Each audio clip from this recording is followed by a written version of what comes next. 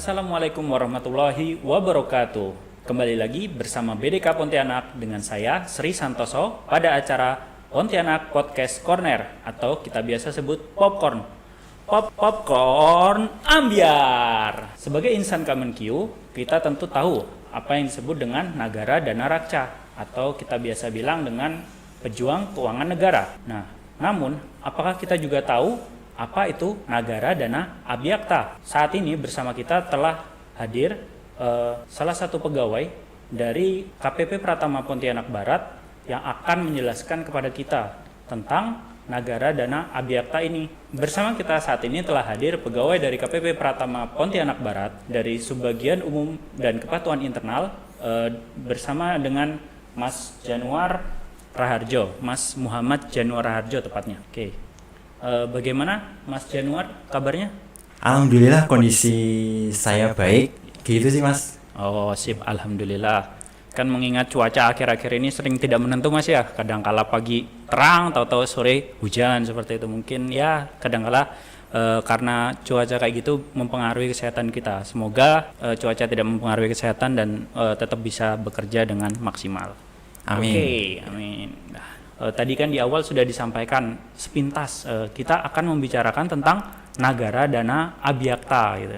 Jadi langsung aja deh kita tanya ke ahlinya nih ya, atau sudah yang berpengalaman di dalam hal tersebut. Siap. Jadi gimana nih Mas Januar, apa sih Nagara Dana Abiyakta itu?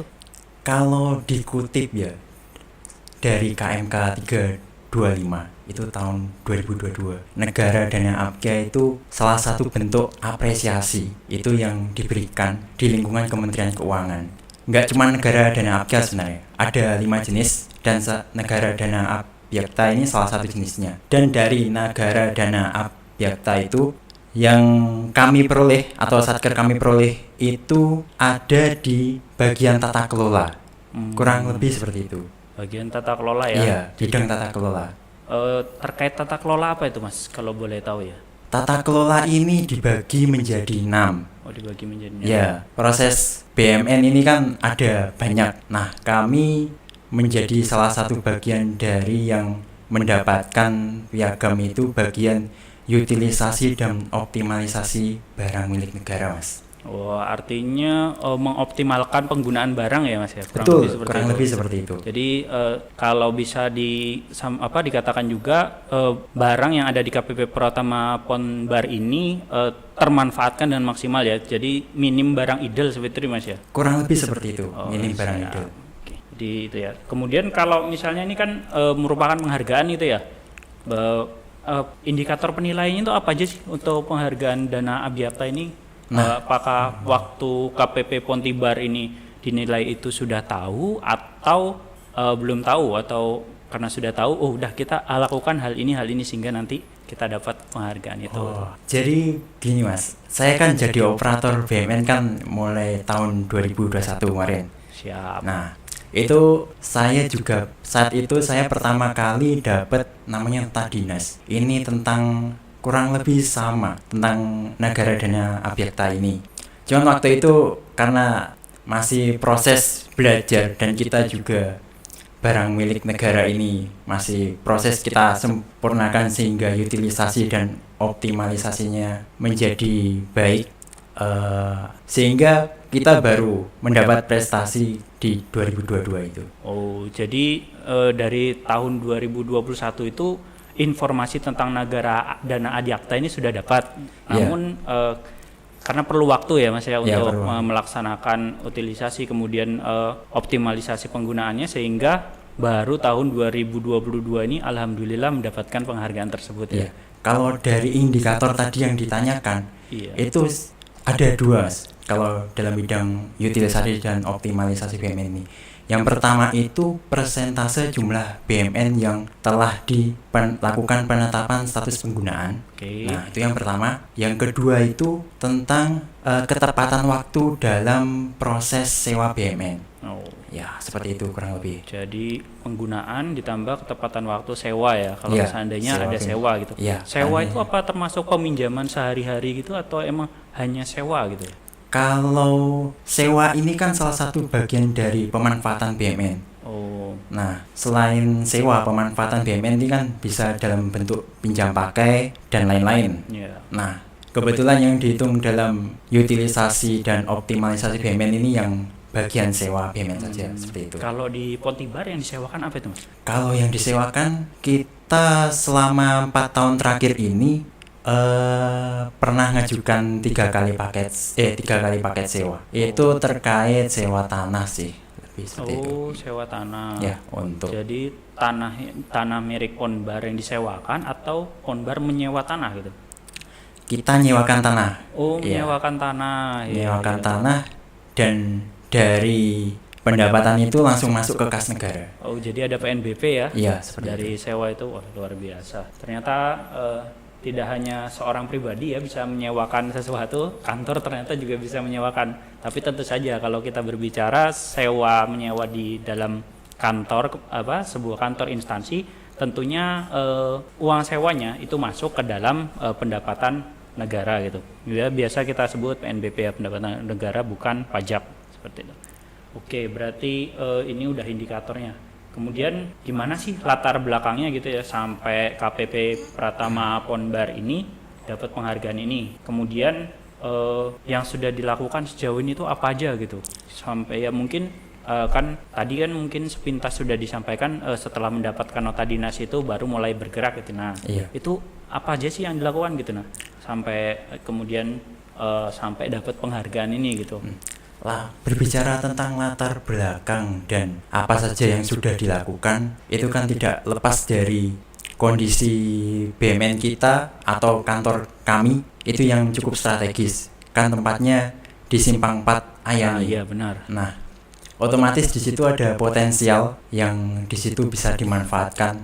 Salah satunya itu terkait pemasangan billboard untuk periklanan seperti itu. Iya, iklan ya. Ya, Iklan seperti karena itu. memang posisi strategis itu. Iya, strategis. Setiap hari dilihat orang gitu Simpang Iya. 4 itu. Tidak hanya di kantor kami, kan di tempat lain seperti bundaran di dekat mall yang di Iya. Kubraya itu kan Iya. saya Bundaran lihat Jaya banyak Mall ya. juga. Ha-ha. Nah, kalau di kami itu yang terkait dengan sewa BMN.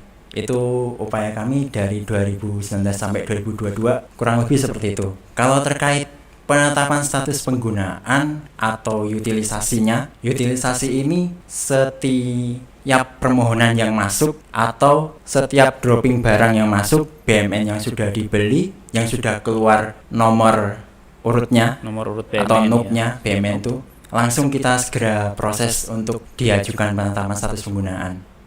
Karena ini kan termasuk hal yang bisa dikontrol tugasnya. Maksudnya nggak ada tanggal deadline-nya. Iya. Nah, Kita bisa semakin menentukan cepat sendiri kita ya. proses, barangkali nanti kita punya kegiatan yang lain terkait pekerjaan yang ada deadline-nya, kita bisa lebih santai seperti itu.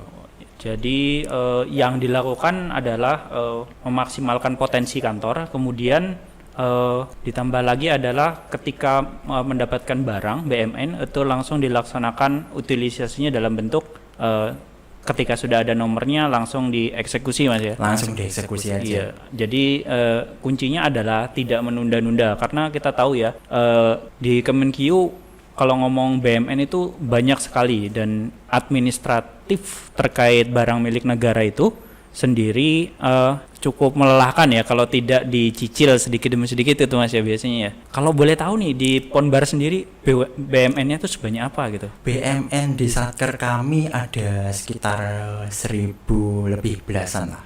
Ada 1016-an kalau tidak salah. Seribuan itu. Itu yang paling banyak apa itu mayoritas Mas? Mayoritas yang paling banyak terkait peralatan kantor yang untuk office di dalam kayak office. laptop, komputer atau yang Meja lain? Meja ya segala ya. dan lain-lain. Kursi seperti itulah. Ya karena bareng ya belanja modal pada saat itu ya. Betul. Untuk BMN itu ya. Itu yang paling banyak. Isi kantor ya. Jadi yang Isinya paling kantor banyak. paling banyak. Nah, oke.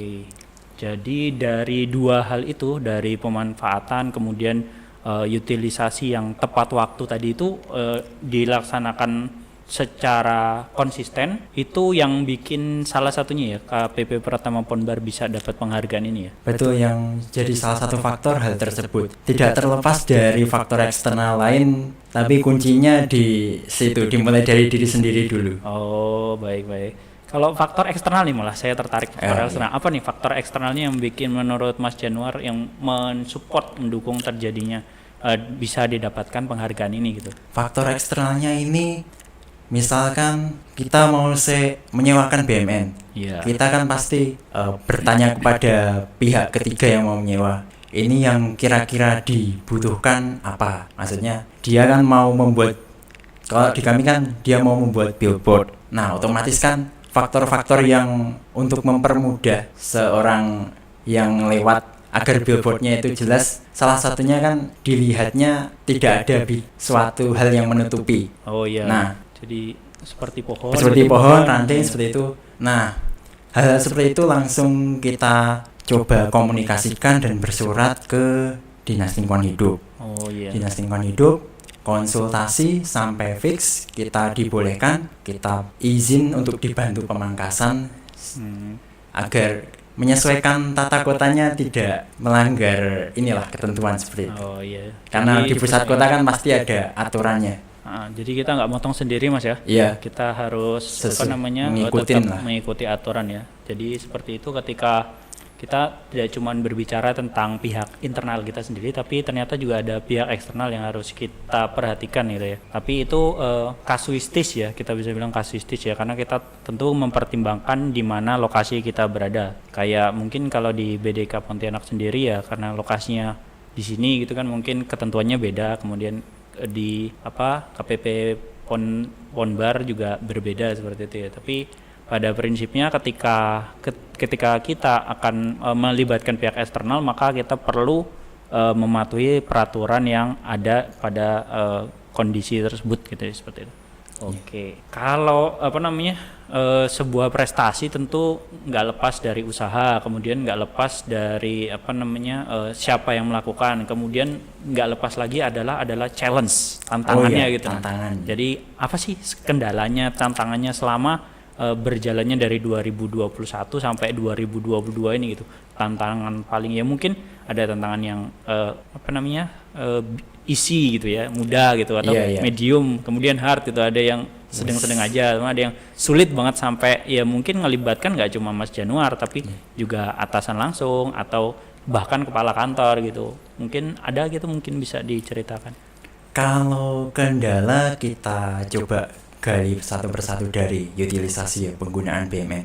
Penggunaan BMN ini waktu saya pertama kali jadi operator, saya pernah menemuin. Jadi kalau pencatatan BMN itu kan ada 2 aplikasi yang digunakan. Satu bernama Sakti, satu lagi bernama Siman. Ya. Pernah kami menerima dropping BMN yang didapat. Itu kan pertama kali masuk di Sakti. Harusnya setelah kami terima NUP-nya masuk di Siman, harusnya tidak selang berapa lama muncul juga. Iya. Nah, ini pernah kejadian di Simannya kita nggak masuk. Iya. Padahal penetapan status penggunaan itu di input di Siman, otomatis jumlahnya berbeda. Nah, salah satu yang dapat kami usahakan waktu itu, kami benar-benar cek dulu, pastikan jumlah yang di aplikasi Sakti dan Siman BMN-nya jumlahnya sama. Itu benar-benar harus dicek, karena nanti kan mempengaruhi persentase jumlah BMN yang akan presentasi BMN, kemudian juga mempengaruhi jumlah laporan pastinya kan. Iya, jelas mengenai jumlah laporan. Seperti itu. Itu kita bikinkan tiket di High Kemenq. Setelah beberapa waktu akhirnya semuanya sinkron. Setelah sinkron segera kita buatkan penetapan atau usul untuk PSP-nya ini, penetapan status penggunaan. Akhirnya baru bisa dikeluar NUP-nya tadi ya. Iya. Oke. Seperti itu. Itu menurut Mas Januar yang hard mode ya, itu yang itu sulit masih ya? isi. Oh, itu masih isi. Itu masih isi. Gitu ya, terus kalau yang naik nih, kita naik tingkatan nih ke yang mediumnya gimana? Ya, yang mediumnya ini lebih ke sewa BMN. Lebih ke sewa ya. Agak medium nih. Pertama kali kan penawaran masuk dari eksternal untuk sewa BMN itu kan pasti ada yang mencantumkan ukurannya, billboardnya, tiangnya seperti itu. Nah, untuk menghitung bagian tanah nanti yang akan disewa, berarti kan kita harus mempertimbangkan dari tiangnya, dari panjang papannya, seperti itu. Jangan sampai kita salah hitung. Kalau salah hitung Berbeda ya tarifnya. berbeda tarifnya, dan mungkin pihak yang satu dan yang lain kurang diuntungkan seperti itu. Oh ya, jadi ada ketidakadilan gitu ya, jadi bisa ya. Iya. Karena satu yang lain Harus bisa benar-benar diuntungkan. teliti itu. Dan yang kedua itu kita harus cek kontur atau kondisi tanah. Oh, Iya. sampai ngecek kontur tanah ya. Yang secara sederhana saja sih, kan secara kasat mata kan kelihatan, misalkan tanah ini memang keras atau bergambut atau berlumpur. Iya. Kalau nanti ini dipasang tiang, kira-kira kuat nggak? Seperti itu. Kita pastikan dulu. Atau di situ mungkin nggak kelihatan ada irigasi atau selokan. Oh iya. Itu kan Atau perlu galian dipastikan kabel juga. mungkin gitu ya. Ya, seperti itu. Kalian kabel apa namanya? Perlu didiskusikan. Dan sebelum diajukan titiknya pengajuan sewanya ke kantor pusat itu dipastikan dulu. Seperti itu ya. Oh, jadi untuk pengajuannya harus ke kantor pusat ya, Mas ya? Karena biasa sewa itu berapa lama sih untuk billboard itu di Ponbar sendiri? Kalau di Ponbar sendiri yang pernah itu sampai 5 tahun. 5 tahun ya. Iya. Oh. Jadi sewanya ini kita nunggu persyaratan dia lengkap, kita ajukan, dapat persetujuan dari pusat, baru setelah itu diajukan ke KPKNL. KPKNL dapat persetujuan, mendapatkan keputusan tentang nominal dan berapa meter sewa itu, baru habis itu buat perjanjian kontraknya. Oke. Kurang lebih Untuk luas sendiri yang saat ini luas lahan gitu yang dimanfaatkan sewa ini seberapa besar di Ponbar? Kalau seberapa besar, nah tidak terlalu besar ya. Oh, tidak Cuman terlalu besar ya. Tapi kalau posisinya ya. posisinya yang strategis paling ya. strategis itu Posisi sih. strategis. Oke, gitu. Itu udah. Kita tadi udah ke level isi. Kemudian naik lagi level medium. Nah, sekarang kita yang hard nih. Apa nih yang tantangan paling berat nih selama 2 tahun ini yang dalam pelaksanaan BMN ini? Kalau untuk tantangan yang hard, kita berusaha ini menjaga pas proses di jalannya setelah sewa kontrak. Jalannya setelah sewa kontrak ini bisa kita keep itu pas waktu membuat kontrak sewanya. Kontrak sewanya misal begini, sudah waktu dibuat, misalkan segala kewajiban atau kerusakan yang ditimbulkan setelah pemasangan, waktu pemasangan atau setelah selesai kontrak dicabut, itu harus benar-benar dijelaskan betul-betul kalau ditanggung, misalkan ditanggung oleh pihak ketiga. Oh, gitu. Jadi Karena kan pasti mendatangkan alat berat untuk memasangkan billboard seperti itu. oh iya, jadi klausulnya diperjelas ya. Diperjelas, harus benar-benar Diperjelas jelas. ya. Itu yang paling ya.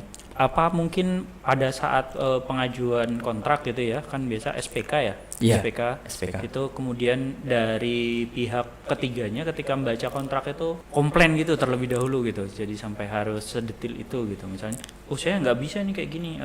Nah seperti itu gitu. Apa kejadiannya sampai seperti itu, atau emang kita sudah menyiapkan kontrak sedemikian rupa supaya kita tidak menjadi masalah bagi kita ke belakang-belakangnya seperti itu? Kalau membahas tentang kontrak ini kan berarti membahas yang dapat menguntungkan satker kami dan juga otomatis yang dapat menguntungkan pihak mereka. Oh, iya. Seperti itu. Nah, berhubungan dengan ini, misalkan ini suatu tanah disewa oleh pihak ketiga selama 5 tahun misalkan. Sudah berjalan 3 tahun nih, 3 tahun. Pada tahun keempat tiba-tiba kita coba hubungin, tidak ada kabar. Tidak ada kabar. Mungkin billboard yang biasa digunakan itu ada iklannya lagi, seperti itu. Kita coba seperti itu. Tidak dipakai. Dan mungkin juga ada pilot sehingga billboardnya dilepas terus melakukan penjualan. Nah, lahan yang kosong ini kita tidak boleh secara sembarangan menyewakan ke pihak lain apabila misalkan ada penawaran dari pihak lain yang pengen di situ. Di situ juga. Itu ditunggu sampai selesai. Soalnya itu kita juga dapat dituntut di peradilan kalau kontrak belum selesai. Seperti itu ya. Jadi kita tetap sesuai kontrak. Sesuai ya, kontrak. Masa sewanya sesuai kontrak. Sesuai kontrak. Biar misalkan kemarin pas kondisi corona Hal-hal seperti itu kan bisa jadi faktor secara tidak Oh benar langsung. sekali. Kemarin karena menurun ya dari Iya. sisi mungkin dari apa namanya pekerjaan yang harus dikerjakan, terus itu tawaran-tawaran iklan itu sehingga perusahaan yang menyewa ini mungkin ya nggak Hal seperti itu intensitas intens biasanya gitu ya. Oh iya. Itu jadi itu ya. Jadi itu yang paling sulit menurut Mas Januar ya, karena pada saat mengkomunikasikan via kontrak ini ya. Jadi ya. Itu harus dibahas betul-betul di awal, di kontrak awal seperti itu. Saat apa namanya ketika membuat kontrak yang apa namanya yang kontrak ini ya, ketika membuat kontrak itu apa Mas Januar itu sendiri melakukan atau konsultasi dengan atasan sama sampai ke kepala kantor segala gitu? Itu pasti dicek oleh atasan, karena yang tanda tangan kan otomatis atasan seperti itu. Iya, seperti Nah, itu ya. satu lagi yang paling penting yang perlu diperjelas di kontrak itu dilakukan pembayaran dahulu sebelum tanda tangan kontrak. Itu penting sekali. Perlu diperjelas di kontraknya. Oh, ya, jadi berbeda dengan ini ya. Jadi kita terima uang lebih dahulu ya. Iya, terima pembayaran lunas ke kas negara, dan saya sarankan mendingan dibayar lunas. Kalau mencicil mungkin ada faktor tertentu yang kita tidak tahu ke depannya. Ya kayak tadi ya. Ya, Jadi seperti seandainya itu. kalau kita di kontrak kemarin itu misalnya 2 atau 3 tahun gitu, dan ternyata di tahun kedua, tahun ketiga mengalami penurunan gitu, penurunan pendapatan, jadinya malah gagal bayar nanti ya khawatirnya ya. Seperti itu. Diperjelas saja di awal Oh gitu ya. biar sama-sama enak seperti itu. Jadi full payment di depan ya. Full payment di depan. Oh, luar biasa. Nih, jadi masukan-masukan kontrak dari Mas Januar ini kayaknya banyak banget nih. Luar biasa, luar biasa. Atau itu ada inspirasi gitu dari satker lain atau dari mungkin dari pengalaman di satker lain gitu waktu bikin kontrak, apa seperti itu kemarin? Kalau dari pengalaman kita tetap berusaha mencari masukan ya dari atasan, ya dari kantor-kantor vertikal yang di atas KPP seperti itu. Dan berarti ya. Ya, dan kantor pusat. Dan juga kita tidak kalah juga ke operator sebelumnya. Oh, Yes. operator sebelumnya ya. Itu Jadi suhunya ya. Suhunya untuk Oke. menggali pengalaman seperti itu. Iya, siap. Oke, kita udah tahu nih ya. Jadi kawan-kawan, Nagara Dana Abhyakta tadi apa gitu ya. Jadi itu ternyata salah satu penghargaan di antara 6 penghargaan yang lain. Kemudian kita udah dinerima tadi indikator penilaiannya. Kalau khusus untuk Ponbar 2 hal ya, di dalam utilisasi, kemudian dalam sewa, dalam pelaksanaan sewa. Kemudian tadi kita juga udah mendengar gitu ya, latar belakangnya dari awal tahun 2021 udah mendapatkan nota dinas perihal hal ini, perihal Nagara Dana Abhyakta gitu. Kemudian sampai yang udah KPP Ponbar itu lakukan, dan barusan kita juga tahu nih ternyata ada kendala-kendala. Ya apa sih yang nggak ada kendalanya gitu loh, orang hubungan kita, kamu dan dia aja kadang ada kendalanya kan ya, seperti itu. Jadi kendalanya kita tahu ya. Jadi ada yang sederhana gitu ya, dari walaupun dibilang sederhana, kendalanya ternyata nggak sederhana juga, karena tetap harus sampai ke High Kemenkyu ya, mengajukan perbaikan data gitu seperti itu supaya dapat muncul di simannya. Kemudian ternyata ada kendala yang bersifat menengah gitu ya, atau medium gitu, dan kita harus memperhatikan detail, memperhatikan dengan saksama terkait objek yang akan kita sewakan. Dan pada akhirnya kendala yang paling tinggi tingkatannya, kita harus mempersiapkan kontrak dengan baik supaya tidak ada ke belakangnya gitu ya hal-hal yang akan merugikan bagi negara. Luar biasa. Selanjutnya nih kita mau tanya nih, kan tadi udah di depan udah tahu gitu apa, terus bagaimana kita melaksanakan. Nah ini yang selanjutnya adalah ketika kita berbicara sebuah raihan atau prestasi, itu biasanya paling sulit dari hal tersebut apa? Pertanyaan selalu seperti kayak Piala Dunia gitu ya, jarang sekali Piala Dunia itu berturut-turut gitu berulang pemenangnya gitu. Nah ya sama seperti ini gitu ya. Jadi pertanyaannya tuh apa sih rencana dan upaya ke depan gitu untuk mempertahankan prestasi ini gitu. Jadi gituan, biasa mencapai prestasi itu sulit tuh, tapi mempertahankan prestasi itu biasanya lebih sulit gitu. Nah apa sih rencananya ke depan nih biar tetap bisa berharap prestasi ini didapatkan kembali gitu. Kalau untuk rencana ke depan di tahun depan ini, kita ada rencana DIPA yang akan masuk nih di tahun 2023 akan kita pakai di Satrami. Kita potensialkan belanja modal itu apabila memungkinkan dilakukan di awal tahun. Karena biasanya di beberapa kantor pelayanan pajak dan yang sejenis itu baru bisa direalisasikan di pertengahan tahun. Jadi kita kerjasama dengan bendahara, coba ini bisa diusahakan lebih awal. Mengapa? Karena kalau lebih awal, belanjanya lebih awal, nomor BMN-nya dapat lebih awal, bisa segera kita tetapkan status penggunaan, dan kita juga mengetahui kalau puncak hari uang itu kan deket-deketnya di bulan Oktober. Iya. Sehingga kita coba prediksikan semoga saja sebelum itu kita sudah selesai. Seperti itu.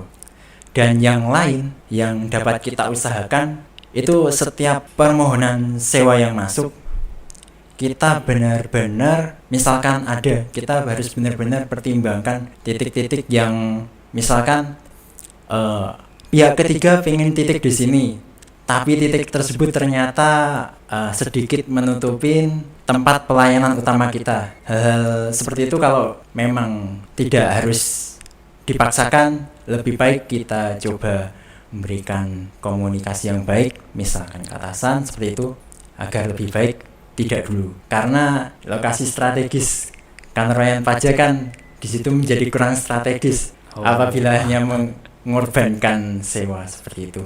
Iya. Kalau untuk yang lain lagi terkait upaya ke depan, kita juga harus memperdalam ilmu kita update ilmu kita. Bisa melalui pihak internal berarti ya tanya suhu yang lebih berpengalaman. Bisa juga kita ada yang namanya fasilitas KLC, Mas. Oh iya. KLC. Jadi pas tahun ini tuh saya coba ikutin hampir hal-hal yang berhubungan dengan BMN di KLC 2 yang open access itu. Saya cobain cukup banyak dan saya jadi lebih paham sedikit lah terkait proses BMN ini yang mungkin sebelumnya sudah diklat, mungkin perlu di-refresh lagi. KLC ini juga salah satu solusinya. Dan saya lihat juga di KLC kan di situ tidak hanya khusus Kemenkeu. Iya.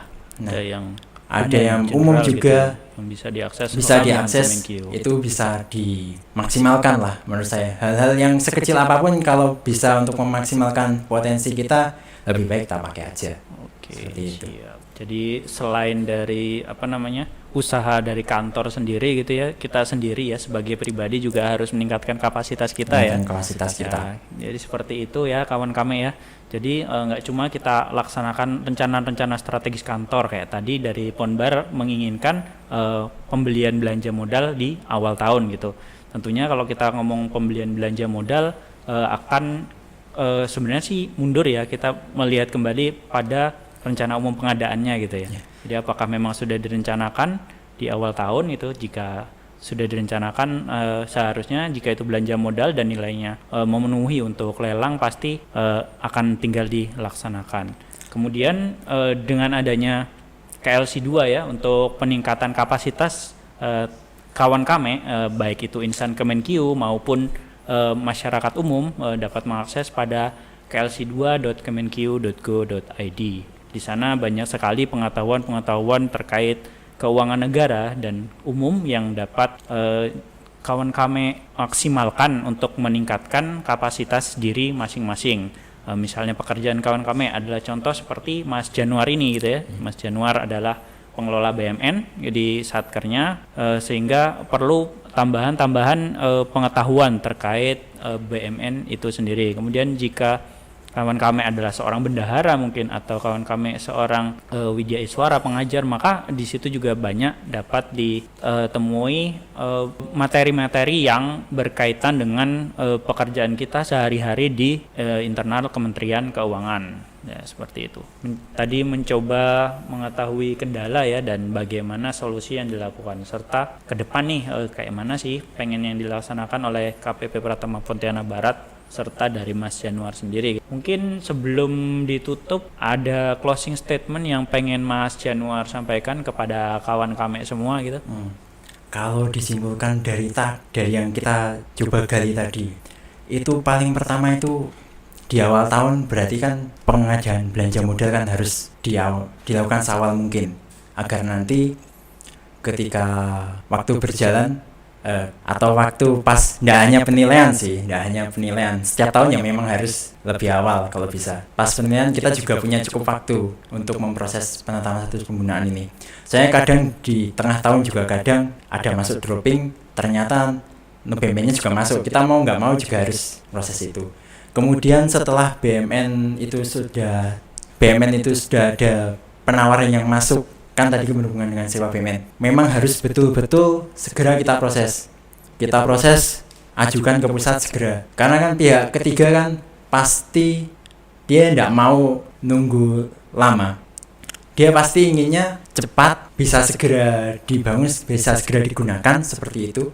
Kalau kitanya kurang gercep, gerak cepat, ya kemungkinan kita kalau membutuhkan hal-hal tertentu untuk komunikasi dengan atau penyewa BMN ini, ya pasti mereka juga feedbacknya kurang baik lah, seperti itu. Oke, siap, luar biasa gitu. Intinya Aplaus ya, kita aplaus dulu kepada Mas Januar.